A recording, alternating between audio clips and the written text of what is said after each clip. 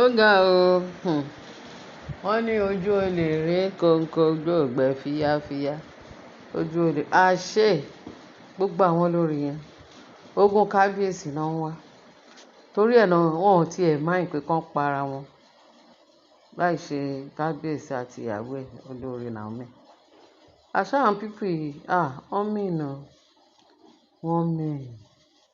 Ṣé àwọn pípù yìí ò ní para wọn ṣá nítorí ogún ológun? Àwọn orogún ológun dẹ̀bi ti àyàdé àbí báwo náà ṣe ń sọ. Ṣé rí pé àwọn pípù yìí? Ó mà ṣe. Wọ́n ní ṣe ní olórí Ashley pẹ̀lú àwọn èèyàn wọn tún dé sọ́dọ̀ kábíyèsí wìtìwìtìwìtì pé àwọn ti gbọ́ àwọn ti gbà. Àwọn ò ní ọmọ àwọn ò ní kúrò láàfin wọn kò ní lọ. Ó máa lọ. Pé èwo ti yànda ẹ̀ fún wa pé káwọn máa gbé ẹrù wọn lọ. Bẹ́ẹ̀ tí ń sìn àwọn ti gbà pé Naomi máa fi ẹ́ lẹ̀. Naomi ò ní fi í lẹ̀ lórúkọ Jésù. Lágbára ẹ̀jẹ̀ Jésù. Naomi àti kábíyèsí wọ́n máa gbó wọ́n máa tọ́. Wọ́n máa ré ikú kọjá bọ́ sínú ìyè lágbára ẹ̀jẹ̀ Jésù. Ní ààfin yẹn, Naomi kò ní jí ẹ parun ní sọ ẹ́ lẹ́jọ́. Ìwọ àtọmọ ẹ àti kábíyèsí ẹ máa pẹ́ bí ewé ṣe ń pẹ́ lágbára Kristi. Ẹ ní rí ìkorò. Naomi ò ní rí ìkorò, kábíyèsí kò ní rí ìkorò. Ààbò Ọlọ́run á dájú lórí gbogbo yín. Naomi máa pẹ́ kì í ṣe Naomi kì í ṣe orúkọ Naomi mo fẹ́ dá jàre. Ashley léni Ashley lọ́la Ashley. Oh my God. Bí ẹkùn àpọ̀kọ̀jẹ òun Ashley. Àfi Ọlọ́run nìkan ló máa gbà ló máa ní kó jáwọ́ nínú gbogbo iṣẹ́ tó ń ṣe yẹn. Iṣẹ́ burúkú tó ń ṣe. Ashley ni mo fẹ́ sọ. Lágbára Ọlọ́run, lágbára Kristi. Àánú Ọlọ́run, ààbò Ọlọ́run. Orí àjẹ́ǹjẹ́ tó máa bá Naomi àti ọmọ ẹ̀ àti kábíyèsí. Lágbára Kristi. Ẹ̀rín náà máa ń rín àwọn aṣebi yẹn, ẹ̀rín ló máa ń rín wọn gbẹ̀yìn. Ṣé wọ́n sọ pé wọ́n burú ni? Wọ́n láṣìlì jàre ó lọ káwọn èèyàn wá pé òun ò lọ anywhere. Pé now pé àwọn ti gbà pé àwọn ti gba ọmọ wọn. Pé ṣùgbọ́n nǹkan mẹ́ta náà fún kábíyèsí. Wọ́n fẹ́ kó ṣe fún pé ó máa lọ rẹ̀ kó pín àwọn nǹkan kan kó fún ní àwọn nǹkan kan kò ṣáà ní wà ní wásáàfin láti odindi ọdún yìí.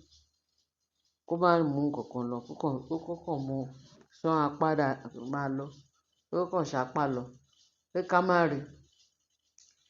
Pé nǹkan tó ṣẹlẹ̀ ni pé wọ́n bẹ kábíyèsí wọ́n wá bẹ kábíyèsí. Kí bá kábíyèsí pín nǹkan tá gbọ́ ni o. Nǹkan tá gbọ́ bí irọ́ ni bóòtọ́ ni ọ̀tí nǹkan tá gbọ́ àsọ. Wọ́n ní kó pín ogún ẹ̀ sọ́nà mẹ́ta. Kó fún Adémákinwá òun àti Adémákinwá kán mú ìdá kan nínú ogún kábíyèsí. So kí kábíyèsí dẹ̀ máa mú èyí tó kù lọ. Pé ìdá kan nínú mẹ́ta ni wọ́n ní kí kábíyèsí yọ̀ǹda fún Ashley ọmọ wọn. Wọ́n ní kí ni kábíyèsí wá gbọ́ báyìí. Kábíyèsí kọ́kọ́ rẹ́rìn ìdùnnú ó rẹ́rìn ayọ̀ pé kí ni. Ṣé nǹkan tẹ̀ ń sọ pé kóun pín gbogbo nǹkan ohun ìní òun sọ́nà mẹ́ta. Tó wá pé gbogbo yín tẹ wà níbẹ̀ ilẹ̀ bá òun ṣe iṣẹ́ òun tó fi Ashley máa pàṣẹ àbí Ashley kan ló ń pàṣẹ àbí ẹ̀yin lẹ ń pàṣẹ. Ta ni nínú yín tó bá òun ṣiṣẹ́ owó iṣẹ́ gbogbo nǹkan tó wà nílẹ̀. Pé kí ni nǹkan tẹ̀ ń sọ lẹ́nu tó ń dùn. Kóun pín ohun ìní òun sẹ́yìn ẹ̀yin lẹ fẹ́ choose fún òun. Tóun bá tiẹ̀ fẹ́ fún Ashley ní nǹkan iṣẹ́ ẹ̀yin lẹ máa choose fún òun. Pé àfírà ẹ kóra yín dìde ọ̀rọ̀ yẹn ò tà. Pé òun rò pé nǹkan míì gidi lẹ mú wá. Pé bóyá Ashley ó ti lọ mú DNA òótọ́ jáde o kíní kan. Lẹ́yìn yẹn ṣe ni kẹ́ yá palẹ̀ mọ́. Ó yẹ ẹ paná ẹ kúrò wájú mi.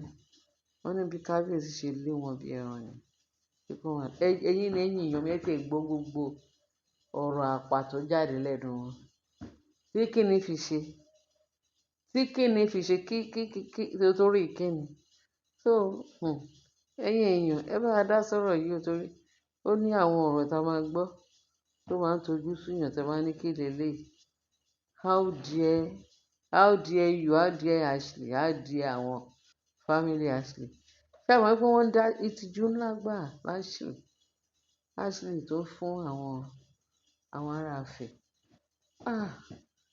Ashley yẹn máa pa ìṣú o Ashley máa dán nǹkan wò ní ilé Ifẹ̀ yẹn o kò mọ bó ṣe ń ṣe òun náà kò mọ bó ṣe ń ṣe ó mọ̀ pé òun ti fèlè òun ló ṣe ń beat around the bush ó ti fèlè ó ti ṣì ó ṣì náà wo fúlẹ̀ kí kábíyèsí pín nǹkan ní ẹ̀ sọ́nà mẹ́ta tí kíni fi ṣe ná tó fi èrú gbàbùkù tó fi èrú wọnú pálásì wọ́n ní igbá ló wá rù òṣìṣẹ́ kábíyèsí àṣé Ashley oníṣẹ́ ibi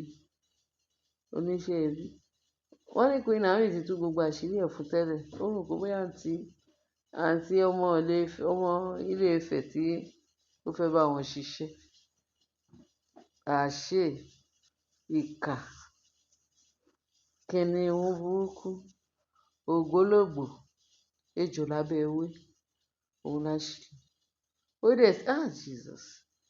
ó dẹ̀ sneak wọnú ààfin ó wá rò pé bóyá nǹkan tóun ṣe right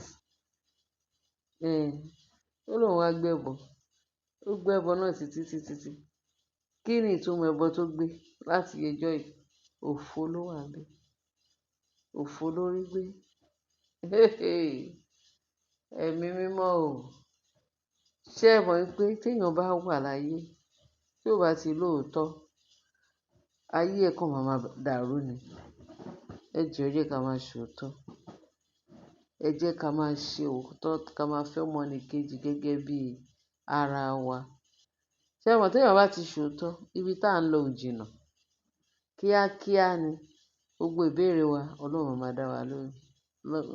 dá wa lóhùn ayọ̀ èmi ò gbọ́ rí mi ò dẹ̀ rí rí wípé kírú nǹkan tí Ashley tó ń ṣe káàkiri yẹn kí a normal human being kó máa hù ó wà dangerous o